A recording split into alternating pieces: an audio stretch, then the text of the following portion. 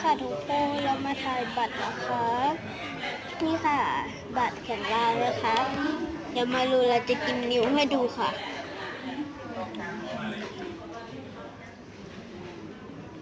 เรากินนิ้วให้ดูนะคะ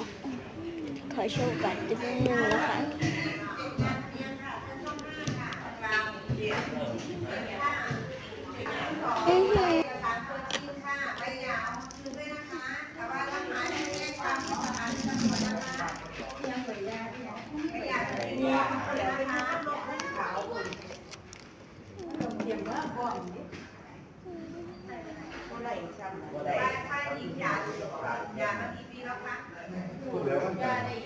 โมเมนต์เดือน2 เดือนเนี่ยนะ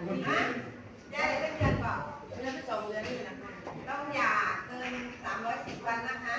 จดไม่ได้เด้อไปนี้นะแต่พาไปใช่แต่จดไม่ได้